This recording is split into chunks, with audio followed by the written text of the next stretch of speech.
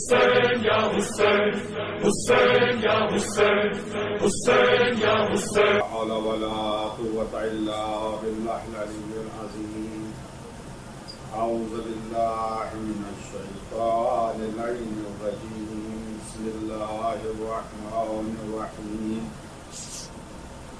الحمد لله رب العالمين. نحمده ولا نعمه ونستعينه ولا طاعته ونؤمن به حقا ونتوكل عليه صدقا ونشهد أن لا إله إلا الله وحده لا شريك له كلمة جعل الإخلاص تعبيدها وضمنا في القلوب موصولها وأنار في الفكر معقولها الممتنع عن الأبصار رؤيته ومن الألسنة صفته ومن الأوهام كيفيته ثم الصلاة والسلام والتحية والإكرام على أشرف الخلق سيد المرسلين أبي القاسم المصطفى محمد.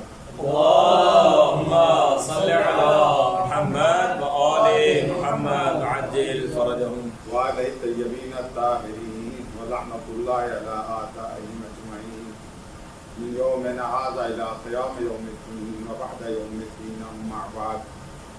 وقد قال الله تعالى وتبارك في كتابه المبين وهو أصدق الصادقين وقوله الحق. بسم الله الرحمن الرحيم. إن الدين عند الله الإسلام. صلوات محمد. اللهم صل على محمد وآل محمد عجل فرجهم. مجلس خصوصیت امام زمانہ کی خوشنودی کے لیے مل جل کر باواد بنا صلوات محمد. اللهم صل على محمد وآل محمد عجل فرجهم. آج کے امام کی حدیث ہے رحم اللہ عبداً احیا امرنا. اللہ اس بندے پر اپنی رحمت نازل فرمائے جو ہمارے امر کو زندہ رکھے. امر معصومین کیا ہے؟ ان کے احکام، اقوال، احادیث، خطبات، ان کو ہم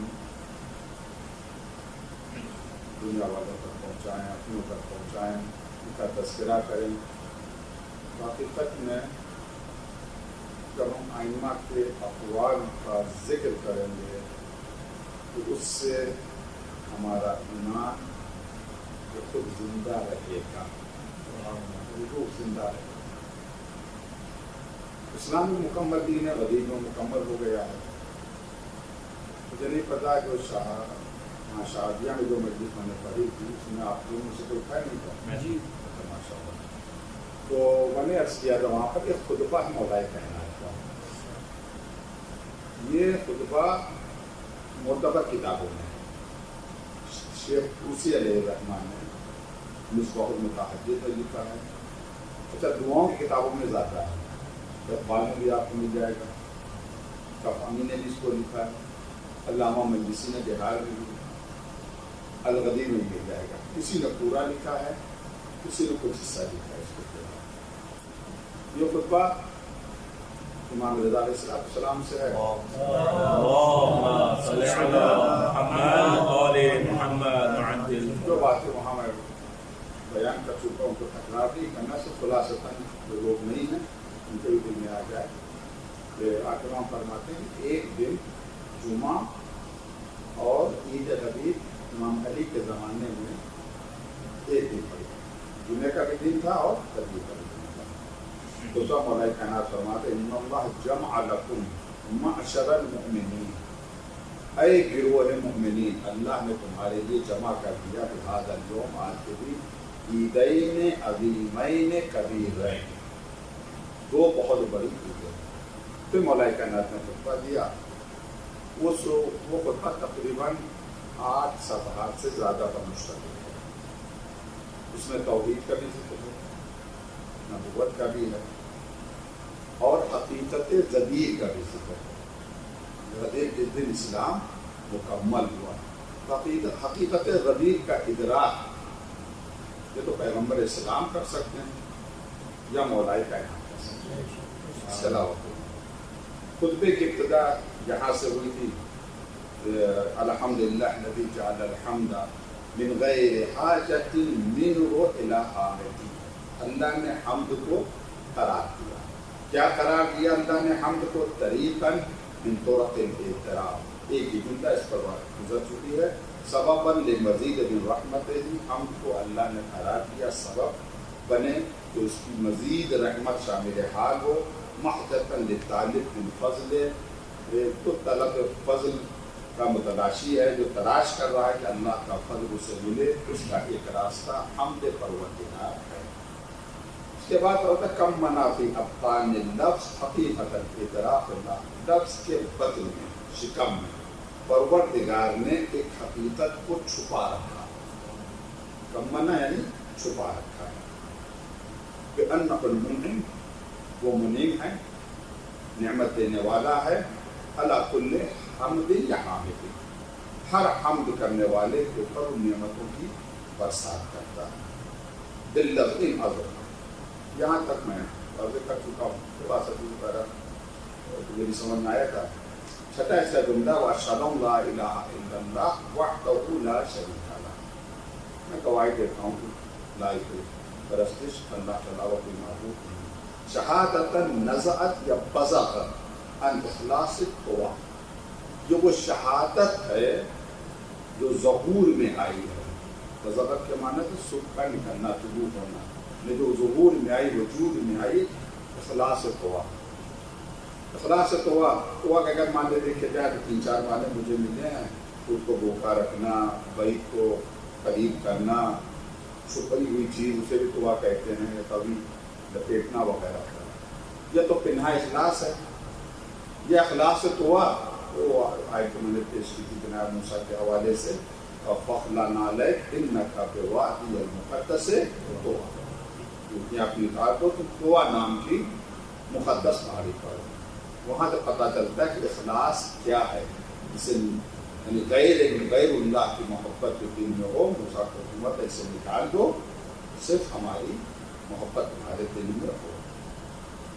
اب آپ افراد نہیں آ سکتے. نطق اللسان بہا ونطق اللسان بہا عبارت عن صدق الخط. جو زبان سے ہم کہتے ہیں اشہد ان لا الہ الا اللہ، یہ نطق کرتے زبان سے، یہ کیا ہے؟ یہ ایک چھپے ہوئے صدق کا اظہار، ایک سچائی جو ہمارے اندر پائی جاتی ہے. ہمارے اندر سمجھاتا ہے ہر انسان کے اندر.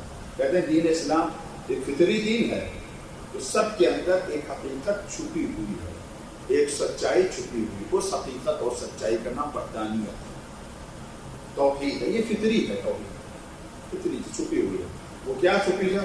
انہ الخالق الباری، کہ اللہ خالق بھی ہے اور باری بھی ہے.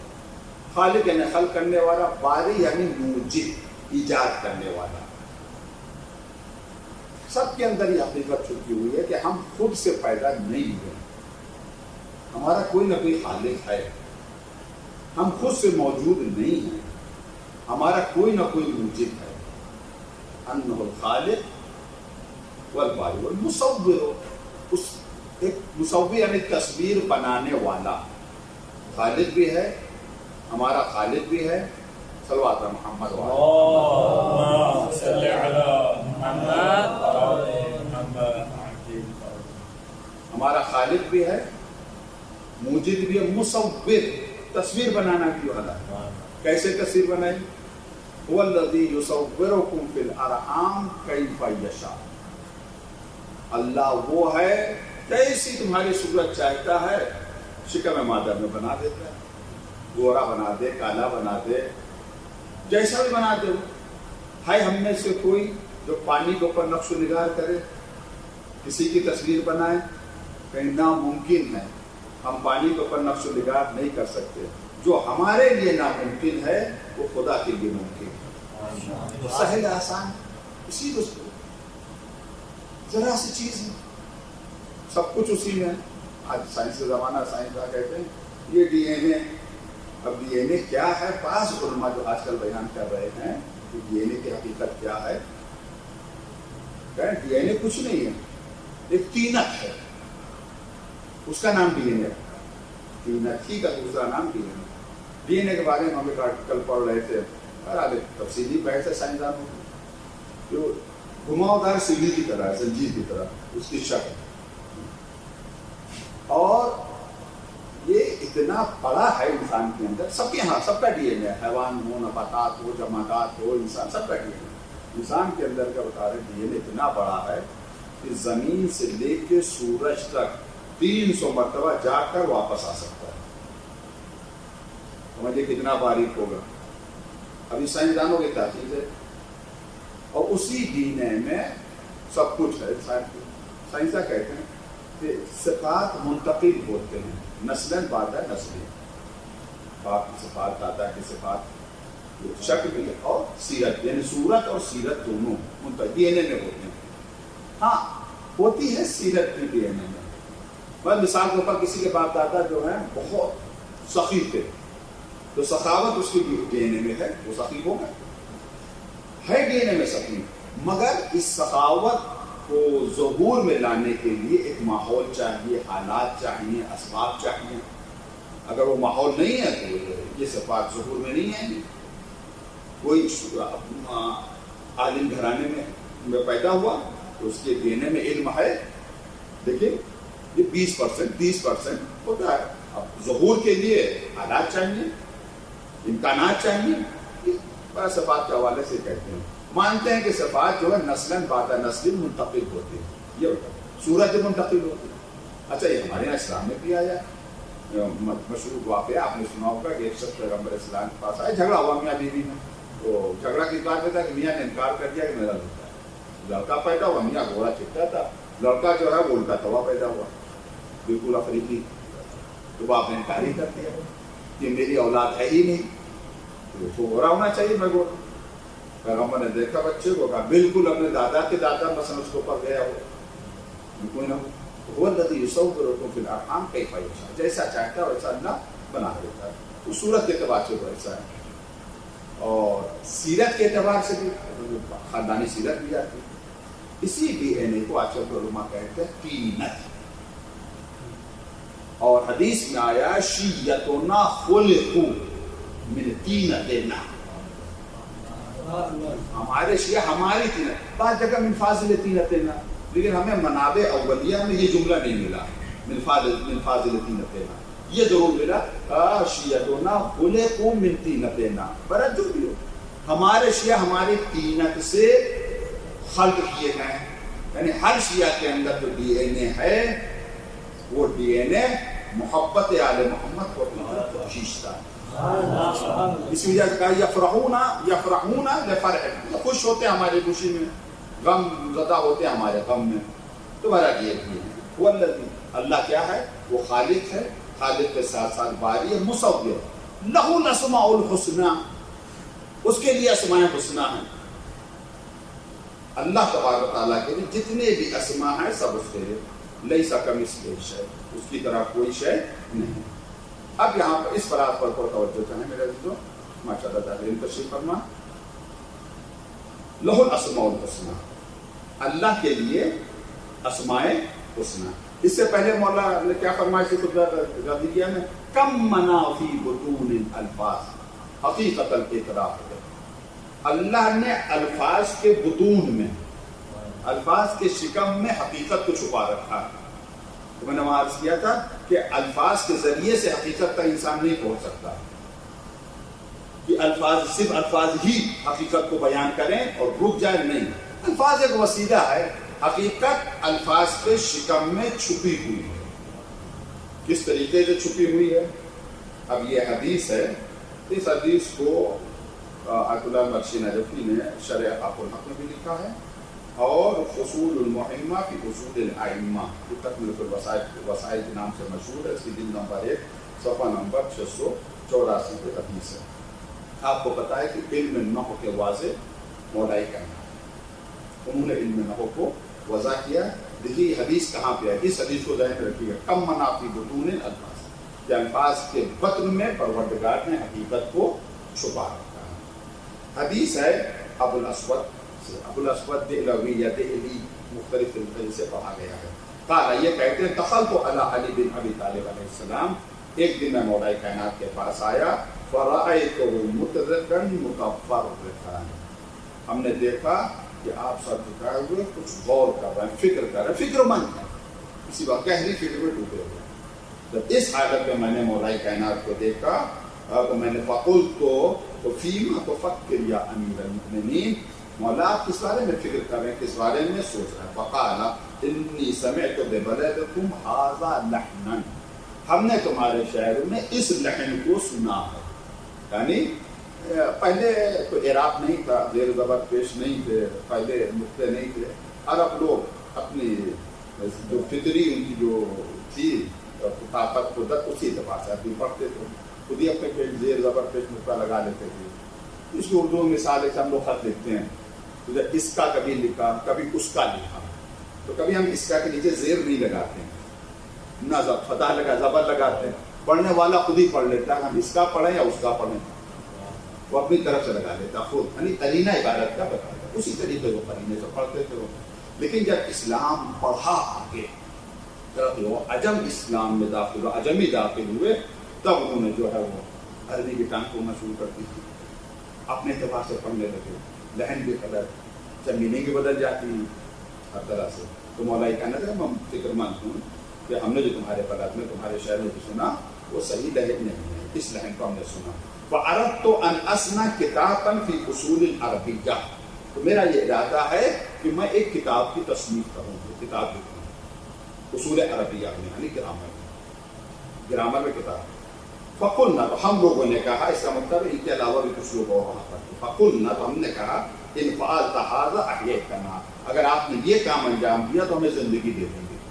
کوئی حقیقت ہے، اگر نہ ہوتی تو عربی چلی جاتی. آج قرآن کسی سمجھ میں نہیں آتا، زبانیں کتنی تیزی سے بدلتی ہیں. آج سے 50 سال پہلے کی اردو دیکھ لیجیے اور آج کی اردو، جو 50-100 سال پہلے کی اردو ہے اسے ترجمے کی ضرورت ہے. مثلا دیکھو طرف آفتابے کے واسطے لوٹا چاہیے وضو کے، اس کا گھما پھرا ہے جب طرح کی اردو ہے، آج اس کو ترجمے کی ضرورت ہے.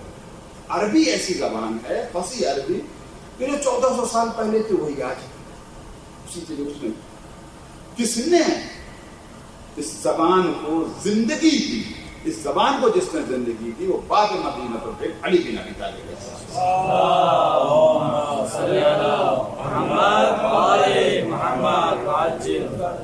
آپ زندگی زندہ کر رہے ہو. آخر مولا کائنات کے احسان ہے. ثم اتیتم بعد الصلاۃ، پھر 3 دن کے بعد میں گیا مولا کی خدمت میں. فالقى الی صحیفہ، تو ایک کتاب میرے حوالے مولا کائنات نے، اس کتاب میں گرامر تھی، خلاصہ تھا. امام تو رہنمائی کرتا ہے نا، اب خود اپنے اندر بھی اتنی صلاحیت ہونی چاہیے کہ جو اصول امام نے بیان کیے ان اصول سے شروع اخذ کرے. تو کلیات امام نے اس میں بیان کیے. بسم اللہ الرحمن الرحیم. الکلام کلہ، میں آ رہا ہوں اس حدیث کی طرف جس کو بیان کرنے کے لیے میں نے مقدمہ یا پوری حدیث آپ کے سامنے بیان کی. مولا فرماتے ہیں اس کتاب میں الکلام کلہ اسم و فعل و حرف، کلام سب کے ساتھ اسم یا فعل ہے. سوچتے میں کا کلام ہونا لفظ مفید فاستقل اسم و فعل ثم حرف للتحریم. کلام کی کلمہ کی اسم و فعل حرف. پھر اس کے بعد انہوں نے جب سب سے پہلے علامت اسم کو ذکر کیا، پھر علامت فعل کو ذکر کیا، پھر علامت حرف کو ذکر کیا. ایک نقطہ اگر ذہن میں ہے کہ میں اس کا ماشاءاللہ علماء بیٹھے ہوئے، طلاب بیٹھے ہوئے ہیں. سویتی نے جب بحث کی ہے علامت اسم کی تو انہوں نے ایک سوال کوشچن کیا ہے، کیوں ہم نے اسم کی علامت کو مقدم کیا؟ یعنی سب سے پہلے اسم کی بحث کیوں کی، فعل کی کیوں نہیں کی، حرف کی کیوں کی، اور حرف کی بحث پر فعل کو کیوں مقدم کیا، کیوں، کس وجہ سے؟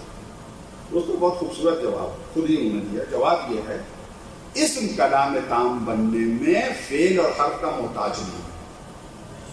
2 اسموں سے آپ مکمل کلام بنا سکتے ہیں کیونکہ محتاج نہیں ہے. الصلاۃ واجبۃ زید قائم، مکمل کلام ہو گیا. 2 فعلوں سے آپ کلام نہیں بنا سکتے. فعل کلام مکمل کلام یحسن السکوت علیہ اس وقت ہوگا جب کسی اسم کے ساتھ ملے. حرفوں سے تو کوئی کلام بن ہی نہیں سکتا، حرف کی مدد کرتا آنا بہت ضروری ہے. تو ہم نے اس وجہ سے اسم کو مقدم کیا کہ اسم محتاج نہیں ہے. کاش یہ نقطہ عالم اسلام کی سمجھ میں آ جائے کہ جو کسی کا محتاج نہ ہو اس کو مقدم کرنا چاہیے. اسم کو تو مقدم کر دیا کہ کسی کا محتاج نہیں، اس کیسے مقدم کر دیا؟ تو جو کسی کا محتاج نہ ہو حق اس کا یہ اسے مقدم کیا جائے. ہمیں عالم اسلام میں صرف ایک شخصیت نظر آ رہی ہے جو کسی کے در پر نہیں گئی، سب اسی کے در پر آئے. صلوات محمد و آل محمد.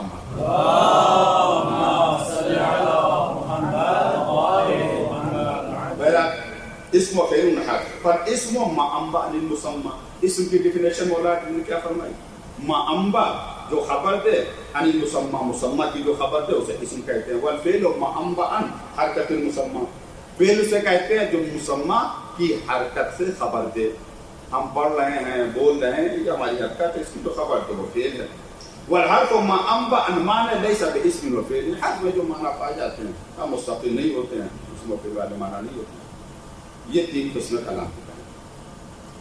ثم قال لي، اب ابو الاسود کہتے ہیں پھر مولا نے امیر المومنین ہم سے کہا تتبع وزد فیہ، اسی کے اتباع کرو، اسی کے پیچھے جاؤ اور اضافہ کرو.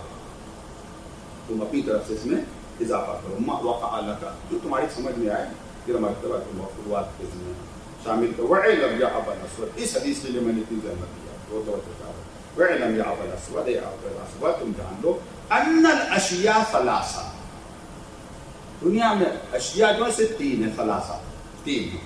ظاہر و مضمر، یا وہ ظاہر ہے یا مضمر ہیں یعنی چھپی ہوئی ہیں. وشیء لا ظاہر ولا مضمر، نہ وہ شے ظاہر ہے نہ مضمر، اس کے علاوہ کچھ نہیں. اشیاء ثلاثہ، ہر شے پر تین طرح کی، یا تو ظاہر ہوگی یا مضمر چھپی ہوگی پوشیدہ ہوگی، یا لا ظاہر ولا مضمر، یا نہ ظاہر ہوگی نہ مضمر ہوگی. وَإِنَّمَا تَتَفَاضَلُ الْعُلَمَاء، یہ علماء میں جو درجات ہیں، جو فضل ہے، کسی کو ہم عالم کہتے ہیں، کسی کو ہم علامہ کہتے ہیں، کسی کو ہم عالم کہتے ہیں. یہ فرق ہے نا درجات میں. یہ علماء میں یہ فرق کہاں سے آیا؟ ان کے درجات میں یہ فرق کہاں سے آیا؟ انما کلمہ حصر. تتفاضل العلماء فی معرفت، کس کی معرفت ہے؟ ظاہر کی معرفت سے نہیں، مضمر کی معرفت سے نہیں. مولا فرما رہے علماء میں جو فرق آیا علمی اعتبار سے، فی معرفت ما لیس بظاہر ولا مضمر، اس کی معرفت میں جو نہ ظاہر ہے نہ مضمر ہے. جو جتنا اس کو پہچانے گا اسی اعتبار سے اس کا علم کا درجہ وہی ہوگا. اب یہاں اوپر دیکھیں، اب اس کے بعد الاسود اور آگے سوال کیا وہ نوع کے بارے میں. مولا نے کیا فرمایا؟ اشیاء تین ہیں، ظاہر ہے، مضمر ہے، لا ظاہر ولا مضمر. ظاہر کو تو سبھی جان لیں گے، سب جان لیں گے ظاہر کو، حتیٰ کہ جاہل بھی. اس سے کہو ید کے کیا معنی ہے، یہ کیا ہے، تو جس زبان کا ہے کوئی نہ کوئی زبان، جاہل بھی تو کوئی نہ کوئی زبان بولتا ہے، اسے اشارہ کرے یہ کیا ہے، کہے گا ید. اگر عربی ہے، اردو بولتا کہے گا ہاتھ، انگریز ہوا کہے گا اینٹ. سب جانتے ہیں نا ظاہر میں. تو یہ ظاہر. مضمر یعنی چھپا ہوا. ظاہر تو سبھی جانتے ہیں، مضمر کوئی نہیں جانتا چھپا ہوا. عالم کون ہے؟ جو اسے جانے جو نہ ظاہر ہو نہ مضمر ہو، اسے جانے وہی عالم، وہی عالم. جتنی معرفت انسان کی لا ظاہر ولا مضمر کی ہوگی اتنا ہی بڑا وہ عالم ہوگا. ید ظاہر اس کا کیا ہے؟ ہاتھ. مضمر کیا؟ خدا جانے. ایک اور چیز ہے لا ظاہر ولا مضمر، اس کی معرفت جتنی ہوگی اتنی بڑا وہ عالم ہوگا. وہ کون سی حقیقت توجہ چاہ رہا ہوں؟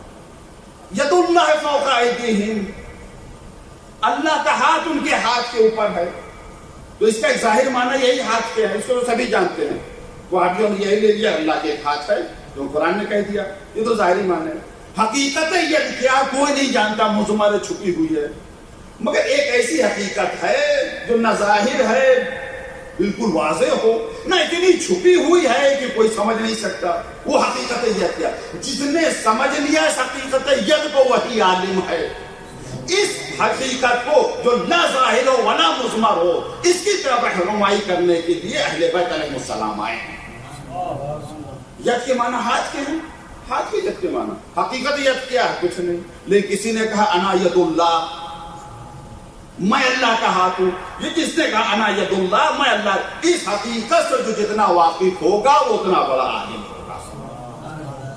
اب اسے ملائیں اس سے حدیث ہے، خالق بھی وہی ہے، باری بھی یہی وہی ہے، मुसव्विद लहुल अस्माउल हुस्ना, जितने भी अस्माए हुस्ना हैं सब के सब उसके लिए हैं। सब अस्माए हुस्ना अल्लाह तबारक व तआला के लिए, और हर लफ्ज के लिए एक जाहिर है, एक मुजमर है, एक ला जाहिर है, ला मुजमर है।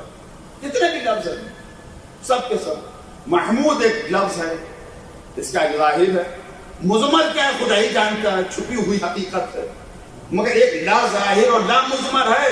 उसी ला जाहिर और ला मुजमर की हकीकत का नाम हकीकत मोहम्मदिया है। यानी महमूद है तो उसने अपने हम का मजहर एक जात को बनाया, उसे मोहम्मद। इसी तरह लफ्ज आला जाहिर भी है, इसका मुजमर भी है। जाहिर सभी समझते हैं, मुजमर कोई नहीं समझता, मगर जो ला जाहिर ला मुजमर है उस हकीकत का नाम हकीकत अलविया है। इसे जितने भी अल्फाज अस्माउल अस्माउल हुस्ना, जितने भी अस्माए हुस्ना सब अल्लाह के लिए हैं। तो हर इस्म का एक जाहिर भी है, एक मुजमर भी है, और जो ला जाहिर ला मुजमर है यही हकीकत, इसी को हम समझ सकते हैं। मुजमर को हम समझ नहीं सकते, उधर जा ही नहीं।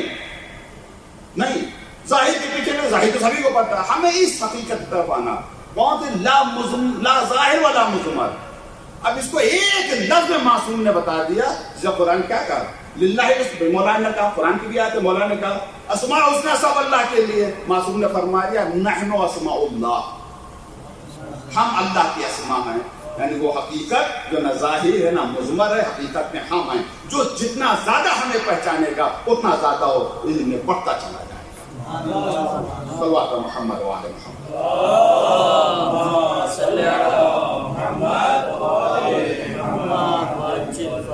जितना तो पहचाने का इल्म है, अल्लाह को तो पहचान ही नहीं सकता, इनको भी मुकम्मल नहीं पहचान सकता, थोड़ा पहचानेगा।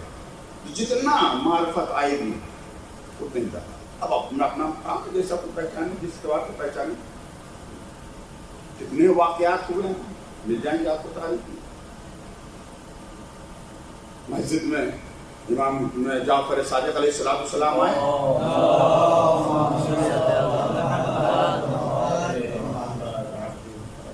आपने शादी से कहा पूछो किसी से यहाँ पर मैं हूं कि नहीं हूं। एक ऐसे पूछा, कहा नहीं जब से हम आए, जब से तो यहाँ नहीं है इमाम जाफर सादिक। सबने मना कर दिया, इमाम मौजूद है मस्जिद में और किसी को दिखाई नहीं दे रहे। वो सिर्फ जो नाबीना जिनको दिखाई नहीं दे रहा, उनसे पूछो है यहाँ पर जाफर सादिक।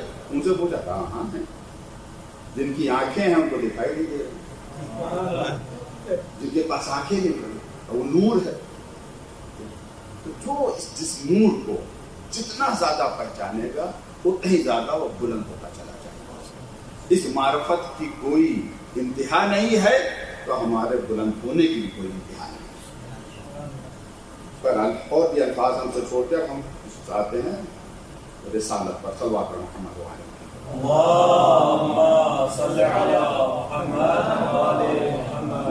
खुतबा ग़दीरिया है मौला कायनात तौहीद को बयान किया।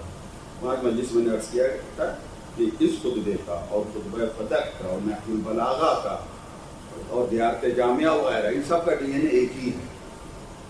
मिला ले जाके मालूम होगा कि सब मक़दरुल वही से निकल कर आए, ये किसी बशर के मामूली बशर के कलाम नहीं है। इसलिए अगर कोई ये कहे कि ठीक है शेख तुसी ने मिसबाहुल मुतहज्जिद में इस खुतबे को लिखा और सनद के साथ लिखा, मगर सनद में कुछ रावी ऐसे हैं जिनका जिक्र कुतुब रिजाल में नहीं आया है, तो इस वजह से ये ज़ईफ़ हो जाएगा। तो पहली बात ये, कभी भी ज़ुफ़ सनद का लाज़िमा किज़्ब हदीस नहीं है, कभी नहीं। तो ज़ुफ़ सनद का लाज़िमा किज़्ब। इसी तरीके से कभी भी सेहत सनद का लाज़िमा सिद्क़ हदीस नहीं है। कोई मुलाजिमा नहीं है दोनों के दरमियान। मसलन हो सकता है सनद के एतबार से हदीस बिल्कुल सही हो, मगर उलमा ने उसे एराज किया हो, उलमा ने उसे एराज किया हो, उस पर अमल ना किया। तो सेहत सनद का मकसद तो ये है कि 100% हदीस सही हो सकता है सनद के एतबार से हदीस ज़ईफ़ हो, मगर उलमा ने उसके ऊपर अमल किया हो, तो जुबरान सनद हो जाता है अमल उलमा। ये बहस है, ये बहस है। तो ज़ुफ़ सनद का लाज़िमा किज़्ब नहीं है और सेहत सनद का लाज़िमा सिद्क़ हदीस नहीं है। सिद्क़ और किज़्ब समझने के लिए और भी मिआरात हैं, और भी मीज़ान हैं, और भी कसौटियाँ उनके समझना चाहिए। तो मैंने यह किया, ये खुतबा खुद इसके अल्फाज ये बता रहे हैं कि ये मादनुल वही से निकल कर आया। پھر اس کے بعد میں توحید کے دو پیراگراف چھوڑ رہا ہوں، رسالت کے اوپر آئے. جس طریقے سے مولا کائنات نے اس خطبے میں رسالت کی تعریف کی ہے، نہ تعریف اردو والی نہیں، واہ واہ نعرے حیدری والی تعریف نہیں، تعریف ڈیفینیشن بیان کی پیغام، تاکہ ہم اس حقیقت تک پہنچیں. تھوڑا بہت سمجھ تو نہیں سکتے، معرفت کل تو نہیں حاصل ہو سکتی، لیکن تھوڑی معرفت ہمیں حاصل ہو جائے. مولا فرماتے اشہد ان محمد عبدہ و رسولہ، ہم گواہی دیتے ہیں محمد اللہ کے عبد ہیں اور رسول ہیں. یہ تو جہاں تک تو نارمل بات ہے، مسلمان گواہی دیتا ہے. مگر اس کے بعد دیکھیں جو جملہ مولا نے استعمال کیا، استخلصہ، اللہ نے ہو کی ضمیر مفعول ہے جو رسول اللہ کی طرف جا رہی ہے. استخلصہ کا فاعل اللہ، استخلصہ اللہ نے استخلاص کیا، یعنی اپنے لیے خاص کیا محمد صلی اللہ علیہ وسلم کو فی القدم، پہلے ہی سے علی سائر الامم، تمام امتوں پر، علی علم منہ، اللہ کو علم تھا، یعنی اپنے علم کی بنیاد پر اللہ نے پیغمبر کو اپنے لیے خاص کیا. علم کو کیا مقصد اپنے لیے خاص کیا، اس میں کیا استخلصہ ہو. اب یہ جملہ قرآن میں ایک جگہ آیا ہے. دیکھیے ایک بحث ہوتی ہے علم اصول میں، انشاءاللہ آپ نے پڑھا ہوگا، ظواہر حجت ہیں اس قسم کہ شارع نے افہام اور تفہیم کے لیے وہی راستہ اپنایا ہے جو عقلا کا راستہ ہے. یعنی عقلا نے افہام اور تفہیم کے لیے جس راستے پر چلے اسی راستے کے اوپر شارع بھی چلا. کوئی نیا راستہ شارع نے نہیں بیان کیا افہام تفہیم کے لیے. مثلا ہم کہہ رہے ہیں جو الفاظ، ہمارے الفاظ جس ظاہری معنی پر دلالت کر رہے ہیں آپ وہی معنی سمجھیں گے. ہم نے کہا شیر، آپ سمجھے جنگل کا شیر. ہم نے کہا میری مراد رجل شجاع تھی، غلط آپ سمجھے. تو آپ کہیں مولانا اگر آپ کی مراد رجل شجاع تھی تو آپ کو قرینہ نصب کرنا چاہیے، آپ کو قرینہ نصب کرنا چاہیے کوئی نہ کوئی جو دلالت کرے کہ آپ کی مراد مجازی معنی حقیقی معنی نہیں ہے. آپ نے کہا شیر کو ہم شیر سمجھیں گے. تو عقلا کا یہی طریقہ، ہر زبان میں یہی طریقہ ظواہر حجت ہے، جو ظاہری معنی اس کے اوپر عقلا نے عمل کیا. شاعر نے کوئی الگ راستہ تو نہیں بنایا ہے عقلا سے ہٹ کر. اگر بنایا ہوتا تو وہ راستہ ہم تک آتا. کیونکہ کوئی راستہ ہم تک نہیں آیا ہے، یہی ایک راستہ ہے کہ ہم مانے کہ شاعر اسی راستے پر چلا جو عقلا کا راستہ ہے، افہام اور تفہیم میں. تو اب یہ جو مولا کائنات کا فرما استخلصہ، اللہ نے خالص کر لیا اپنے لیے. قرآن مجید میں ایک جگہ یہ لفظ آیا ہے، وہ کہاں کے اوپر آیا ہے یہ لفظ آیا ہے سورہ یوسف میں. پوری داستان جناب یوسف کی اس سورہ میں بیان کی گئی ہے. بہت ہی جازب ہے. قرآن نے جب احسن القصص کہا تو بہت خوبصورت، بہت جازب اور بہت ہی زیادہ ہم سبق لے سکتے ہیں داستان حضرت یوسف علیہ السلام سے. بعض علماء سے تو میں نے یہاں پر یہ بھی سنا کہ جناب سورہ یوسف کا تعلق بہت ہی شدید ہے ہمارے امام زمانہ عجب اللہ تعالیٰ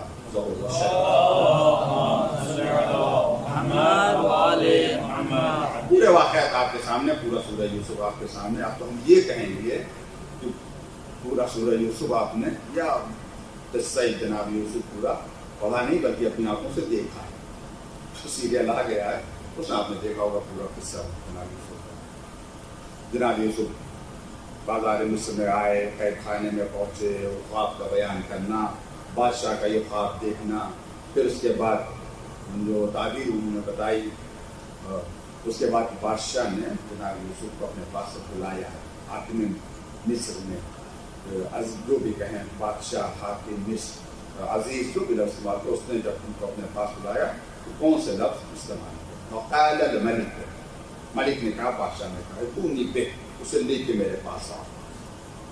استخلصہ لنفسی، میں اسے خاص طور سے اپنے لیے رکھوں گا. استخلصہ لنفسی، میں خاص طور سے اسے اپنے لیے رکھوں گا. فلما کلمہ، اور جب آئے جناب یوسف، بادشاہ نے جناب یوسف سے گفتگو کی، کلام کیا. قال انک اليوم لدینا مکین امین، آج سے تم ہمارے نزدیک امین بھی ہو اور امین کے ساتھ ساتھ مکین بھی ہو. مکین یعنی بااختیار، اختیار تمہارے، ہمارے امین بھی ہو. جناب یوسف نے کیا کہا؟ واجعلنی ہمیں قرار دے اس کے اوپر خزائن الارض، یعنی زمین کے جو خزانے ہیں ان کا امین ہمیں بنا دے. آج کل کی اصطلاح میں میرے خیال سے جو ہندی میں کہتے ہیں وت منتری، جو بھی کہہ رہا ہے، یعنی جتنے بھی سورسز ہیں انکم کے وہ ہمارے اختیار میں وطن میں. کیا کام ہے کہ استخلصہ لے کے آؤ، میں اسے خاص کر اپنے لیے رکھوں گا. تو بادشاہ، دنیاوی بادشاہ، دیکھیے ظہور حجت کیا مقصد تھا؟ اشارے نے کوئی افہام و تفہیم کے لیے ایک نیا راستہ نہیں اختیار کیا، اسی راستے پر چل رہا ہے جو اخلاق کا راستہ. ملک کیا کہہ رہا ہے، پاشا کیا کہہ رہا ہے، اسے لے کے آؤ، یوسف کو ہمارے پاس دے. استخلصہ، میں اسے اپنے لیے، خاص کر اپنے لیے میں رکھوں گا. اسے میں لے کے آؤ خاص کر اپنے لیے. کیا کہا اس کے لیے؟ تو ہمارے امین بھی ہو اور مکین بھی ہو. ایسے مکین با اختیار، ٹوٹل اختیار. جب اپنے ٹوٹل اختیار اپنے دیے ہیں بادشاہ نے جناب یوسف کو، تو جناب یوسف کہتے ہمیں کیا چاہیے؟ صرف زمین کے خزانوں کا مالک ہمیں بنا. اب کیوں مانگا جناب یوسف نے یہ خزانہ و جمی ہمیں قرار دے؟ کیوں کہا؟ کس وجہ؟ دولت کی لالچ تھی، طمع تھی، نعوذ باللہ من ذالک. نبی ہے، معصوم ہے، حجت خدا، کوئی طمع نہیں، کوئی لالچ نہیں، مگر پھر بھی کہہ رہے ہیں کہ نہیں، زمین کے خزانے ہمارے حوالے کرتے ہیں. کس وجہ سے؟ جو نا انصافی تھی اس زمانے میں. دیکھ کس طریقے سے کیا کیا انہوں نے. جب 7 سال تک جو خوب بارش ہوئی، اس کے سوکھا پڑا تو پہلے سال لوگوں نے درہم و دینار بیچے، تو انہوں نے غلہ دیا، پھر اس سے بعد انہوں نے اپنے یہ پراپرٹی بیچی، وہ بیچتے رہے، آخر میں کچھ نہیں بچا، صرف اپنا نفس بچا، اپنا جسم بچا. اب وہ بیچ دیا، سب غلام ہو گئے. تو سوچو اس سے پہلے کتنا طبقاتی فرق تھا وہاں کے اوپر. امیر سے امیر تھا، غریب تھا بیچارہ، سب کو ایک ہی صف میں کھڑا کر دیا. جو امیر کروڑ پتی تھا وہ بھی غلام یوسف بن گیا، جو بیچارہ غریب تھا جو پہلے سے غلام تھا غلام ہی رہا. لیکن جناب یوسف کا غلام، سب کو جب ایک صف میں کھڑا کر دیا، سب یوسف کے غلام ہو گئے. تو سب کو آزاد کر دیا. آزاد نہیں کیا، سب نے مساوات اور برابری تقسیم کر دی. اب دیکھو میں اس کو اپنے لیے خاص کروں گا. بادشاہ نے کہا تو ہمارے نزدیک مکین بھی ہو، ہمارے نزدیک امیر با اختیار ہو، ٹوٹل اختیار دی. اختیار کیا مانگا؟ کہ زمین کے خزانوں کا مالک ہمیں بنا دے. کیوں؟ کس وجہ سے؟ کوئی تما نہیں کی، کوئی عدل و انصاف قائم کرنے کا یہی ایک ذریعہ تھا. تو معلوم ہوا کبھی کہ بندگان خدا کو اگر یہ اطمینان یا یقین ہو جائے کہ اگر ہم اس عہدے کے اوپر پہنچیں گے تو زمین میں عدل و انصاف قائم کریں گے، تو ان کے لیے ضروری ہو جاتا ہے کہ وہ عہدے کو حاصل کریں. ضروری ان کے لیے عہدے کو حاصل کریں، طاقت کو حاصل کریں، حکومت کو حاصل کریں، اگر انہیں اطمینان یقین ہے کہ ہم عدل و انصاف قائم کر سکتے ہیں. اب دیکھیے جو مقدمہ تھا، مولائی کائنات کیا فرماتے تھے؟ 38 منٹ ہو گئے ہیں، اور آج کل یہی طے کیا ہے 50 منٹ سے زیادہ مجلس نہیں چھوڑوں گا، لیکن ہمیشہ زیادہ ہی ہو جاتی ہے. صلوات محمد و آل محمد.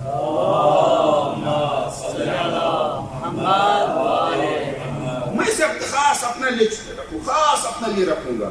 رکھا تو اختیار بھی ہے. مولائی کائنات کیا فرماتے ہیں؟ پیغمبر اسلام صلی اللہ علیہ وآلہ وسلم کی وہی لفظ استعمال کیا، استخلصہ، اللہ نے پیغمبر کو خاص کر اپنے لیے. تو جب دنیاوی بادشاہ کسی کو خاص کر کے اپنے لیے چن لے تو اسے اختیار دے دیتا ہے. حکومت ہماری ہے مگر اختیار تمہارا چلے گا. مولا کہنا چاہتے ہیں جب ہمارے نبی کو پروردگار نے خاص کر اپنے لیے چن لیا تو صرف الفاظ ہی کے لیے نہیں چنا ہے بلکہ اپنا اختیار بھی ہمارے نبی کے حوالے کیا. اختیار بھی کیا ہے اور ہے اختیار.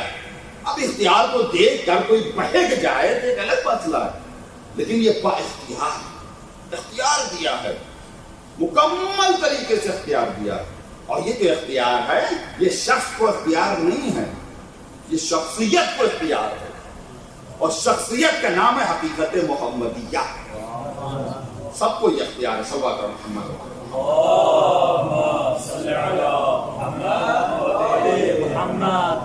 محمد اللہ کے عبد ہیں، رسول ہیں. استخلصہ فی القدم، پہلے ہی سب سے پہلے قدم کب اللہ نے اپنے لیے چنا، خدا ہی بہتر جانتا.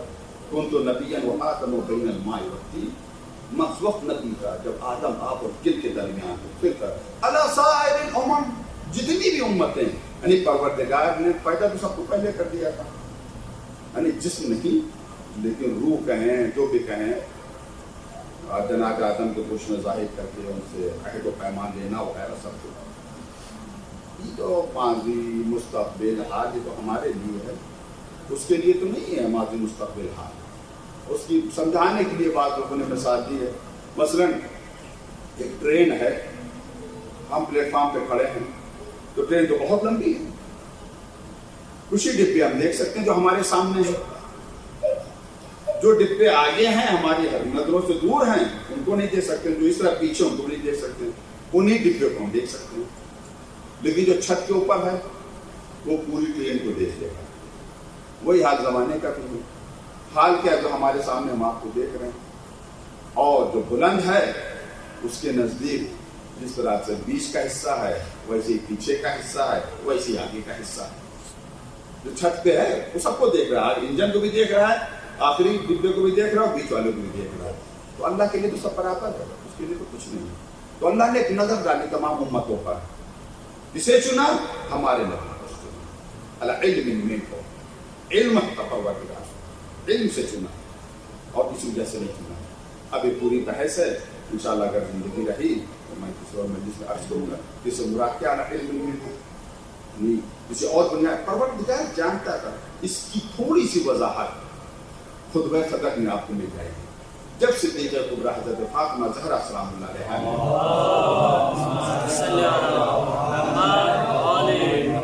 ریزن بتایا کہ اللہ نے میرے پاپا کو مصطفیٰ کیوں قرار دیا، کیوں ان کا اصطفیٰ کیا، کیوں ان کا اجتباء کیا، جانتا تھا وہ ہم ایسا امتحان لیں گے اس امتحان میں کامیاب ہوں گے، اس وجہ سے تو پروردگار نے اس وجہ سے خاص کر اپنے لیے چنا ہمارے نبی کو، مجھے پتا تھا کہ ہم سخت سخت امتحان دیں گے، ہر امتحان پر میرا نبی کھڑا ہوگا، کبھی امتحان سے پیچھے نہیں ہوگا۔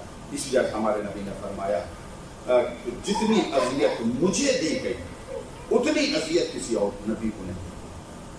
اب ہم گزشتہ انبیاء کو کتنی اذیتیں دی گئی، کیسی کیسی اذیتیں دی گئی تصور نہیں کر، کسی کو آرے سے چیرا گیا، جناب ایوب کتنی مصیبتوں میں گرفتار ہوئے، جناب ابراہیم کو آگ میں ڈالا گیا، جتنے بھی انبیاء گزرے ہیں مصیبتوں کے دور سے، مگر پیغمبر فرماتے جتنی اذیت مجھ پہ دی گئی اتنی اذیت کسی اور کو نہیں۔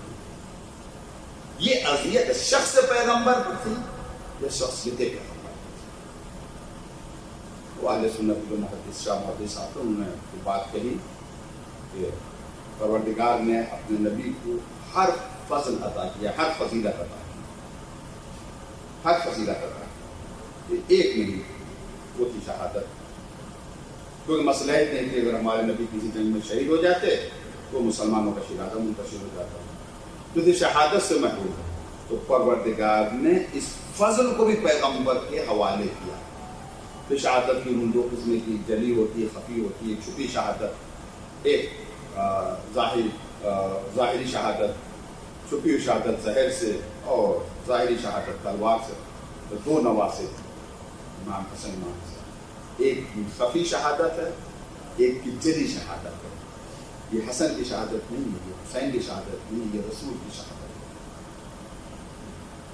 تو پیغمبر اسلام یعنی جو شخصیت پیغمبر پر جو مصیبتیں پڑی سب نور کے ایک ہی۔ آج کل کے سائنسداں بھی کہتے ہیں، تحقیق باقاعدہ علوم بشر پر جو لوگوں نے کام کیا ہے، کتابیں اس پر باقاعدہ لکھی گئی ہیں کہ رشتہ داروں کا، جن کا بلڈ کا رشتہ، خونی رشتہ دار، ان کا کیسا تعلق ہوتا ہے ایک کا دوسرے سے، کیسا تعلق ہوتا ہے۔ جو شریعت میں کتنی زیادہ تاکید کی گئی صلہ رحم کے لیے، بہت زیادہ کی۔ کہتے ہیں جب دو رشتہ دار جن کا خون ایک ہوا، دو سگے بھائی یا بھائی بہن جب ایک دوسرے سے ملتے ہیں تو وہ سیلز ان کے جسم میں متحرک ہوتے ہیں، حرکت میں آتے ہیں، جو کبھی حرکت میں نہیں آ سکتے، کسی اور وجہ سے حرکت میں نہیں آ سکتے، وہی حرکت میں ہے، وہ صفائی۔ اب حدیث میں کیا ہے؟ اگر بہت سے لوگ ہیں جو اپنی عمر سے زیادہ زندہ رہتے ہیں، ان میں سے وہ لوگ جو صلہ رحم کرتے ہیں، صلہ رحم کرتے ہیں، وہ اس سے جو متحرک ہو جاتے ہیں. اور اس کو مثال مثلا یہاں کے پاس خدا نہ کرے کوئی مشکل جائے، کوئی مصیبت ہو جائے، انسان روز کر کے کیا کرے گا؟ یا بہت صبر کریں گے. لیکن اگر کوئی مصیبت آ گئی اور اگر سگا بھائی مل گیا، اب جب سگا بھائی اپنے گلے سے لگاتا ہے تو انسان کا وہ سے جو ہے وہ متحرک ہو جاتا ہے. جو خونی جو رشتے دار ہیں، کبھی کبھی ایسا ہوتا ہے ہم یہاں تو پر دل گھبرا رہا ہے، کچھ نہیں پتا مگر دل گھبرا رہا ہے، بے چین ہے، طبیعت میں الجھن ایک بے چینی ہے. پتا چلا اسی وقت میرے والد کا سایہ سر سے اٹھ گیا تھا، یا میرا پر عزیز مر گیا تھا. یہ خونی رشتہ ہے، یہ خونی رشتہ ہے. تو خونی رشتے کا تعلق بہت ہی گہرا تعلق ہوتا ہے. پیغمبر نے جو فرمایا کہ جتنی اذیت مجھے دی گئی اتنی اذیت کسی اور نبی کو نہیں دی گئی. یہ شخص پیغمبر پر اذیتیں نہیں ہوئی ہیں، مسائل نہیں پر، یہ شخصیتیں کہیں. پیغمبر نے کیا کہا ہے؟ ان کا خون میرا خون، لحمہم لحمی، ان کا گوشت ہمارا گوشت، دمہم دمی، ان کا خون میرا خون. کتنی مصیبتیں کریں.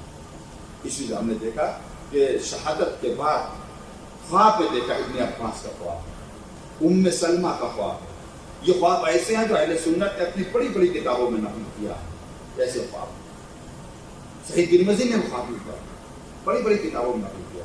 ام سلمہ کا خواب تو میں مدینے میں سو رہی عاشور کے دن، تو میں نے خواب میں رسول اللہ کو دیکھا کہ آئے ہیں اور کہہ رہے ہیں چہرے کے اوپر خون ہے، باہر کھلے ہوئے ہیں، اور کہہ رہے ہیں سلمہ میں کربلا سے آ رہا ہوں. بعض روایتوں میں ایک شیشی، میں بعد میں جب خواب دیکھا شیشی کے ساتھ دیکھا کہ پیغمبر کے پاس ایک شیشی ہے. یا رسول اللہ آپ کیا حالت ہے؟ یہ شیشی کیسی ہے؟ کہ میں کربلا سے آ رہا ہوں، میرا حسین. اس شیشی میں صبح سے حسین اور حسین کے اصحاب اور اولاد کا خون جمع کر رہا ہوں. اب آپ تصور کریں کہ پیغمبر کربلا میں تھا. ایک اور روایت میں کہ پیغمبر نے یہ کہا ام سلمہ میں کربلا میں تھا، اور آج دن بھر ہم نے حسین اور صاحب حسین کے لیے خبریں پوچھی. تو جب شہادت ہوئی تھی تب بھی پیغمبر کربلا میں تھے.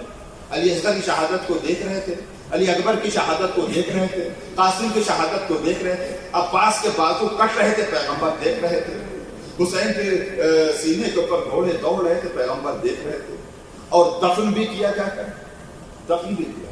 تو جو نبی کربلا میں ہو، کیا وہ نبی شام میں نہ ہوگا؟ اتنی بڑی مصیبت ہے، کیا وہ نبی شام میں نہ ہوگا؟ امام زمانہ کا یہ جملہ والا اب کی ہے علیہ کا بدلہ دموع دمن، کربلا والوں ہم آپ کے اوپر خون کے آنسو روئیں گے. کسی نے جب پوچھا مولا کون سے مصیبت پر خون کے آنسو روتے ہیں، تو تڑپ کر امام کہتا ہائے شام کا بازار، ہائے شام کا دربار. اس شام کے بازار میں سید سجاد ہے. ایک شخص آیا، سید سجاد ہاتھوں میں ہتھکڑیاں، پیروں میں بیڑیاں، گلے میں توقے دار. ایک شامی آیا اور امام چوتھے امام کے پاس سے گزرا، یہ کہتا ہوا گزرا. بہت اس نے تکلیف پہنچائی اپنے الفاظ کے ذریعے سے. امام علی کی طرف یہ شعر منسوب ہے، جہات السنان لحل تیام و لل تیام و ما جہل لسان. تیر و تلوار کا زخم بھر جاتا ہے مگر زبان کا دیا ہوا زخم بڑی مشکل سے بھرتا ہے. وہ یہ کہتا ہوا گزرا سید سجاد کی طرف سے. حمد ہے اس اللہ کی، نعوذ باللہ من ذالک، نقل کفر کفر نباشر. وہ یہ کہتا ہوا گزرا الحمدللہ، حمد ہے اس اللہ کی جس نے تمہیں ذلیل و رسوا کیا، حمد ہے اس خدا کی جس نے تمہیں ہلاک کیا. اور امیر المومنین یزید کی اس نے مدد کی. جیسے اس نے کہا سید سجاد نے برداشت کر لیا، سب کچھ برداشت کر لیا، مگر یہ الفاظ تیر بن کر سید سجاد کے سینے میں چبھے. قریب آئے، کہا بھائی حل قرأت قرآن، تو نے قرآن پڑھا ہے؟ کہا ہاں میں نے قرآن پڑھا. حل قرأت انما یرید اللہ لیذهب عنکم الرجس اہل البیت ویطہرکم تطہیرا. کہا ہاں میں نے اس آیت کو پڑھا. کہا حل قرأت قل لا اسألکم علیہ اجرا الا المودۃ فی القربى. کہا ہاں ہم نے اس آیت کو پڑھا ہے. اس طرح سے اور آیتیں پڑھی. پھر تڑپ کر کہتے خدا قسم وہ قربا وہ اہل بیت ہم ہیں جن کی شان میں یاد نازل ہوئی ہے. پھر شامی نے توبہ اور استغفار کیا. وہ شام کا بازار تھا کہ سید سجاد دیکھ رہے تھے کہ تماشا دیکھنے والے تماشا دیکھنے کے لیے آئے. عزاداروں میں تقریباً 8 سال تک شام میں رہا، جناب السلام علیہ کے جوار میں.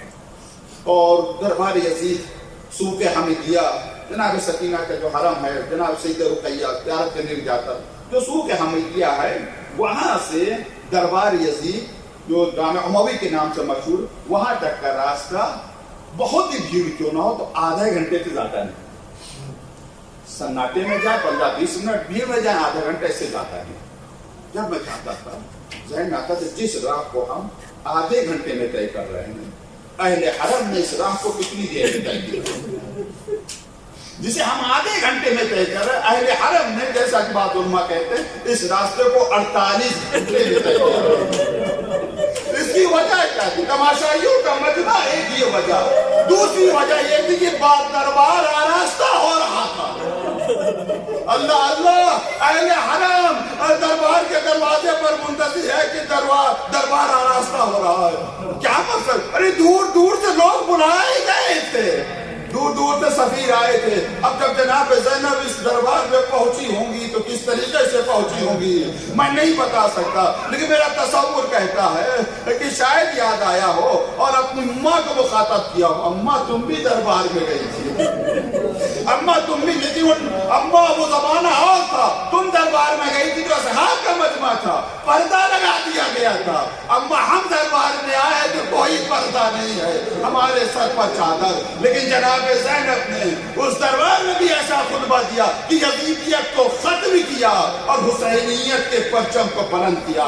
بس میں مسائل ختم کر رہا ہوں، اب یہ کوئی کتابی مسائل نہیں، جو میں نے مشاہدہ کیا اور جو میرے ذہن نے نتیجہ نکالو میں آپ کے سامنے عرض کر رہا ہوں۔ میں نے عرض کیا 8 سال تک میں جناب زینب سلام اللہ علیہ جواب میں رہا، روزے زینبی آپ نے زیارت کی ہوگی، جو مین گیٹ ہے بند کر دیا گیا، جو مین گیٹ ہے اس مین گیٹ پر انگریزی میں، عربی میں اور فارسی میں یہ عبارت لکھی ہوئی ہے، اس میں لکھا ہوا ہے کہ یہ حرم سیدہ زینب بنت امیر المومنین امام علی ہے، کسی سربراہنہ خاتون کو اجازت نہیں کہ اس حرم میں سربراہنہ آئے، اور وہیں کے اوپر چادروں کے انبار رکھا رہتا تھا۔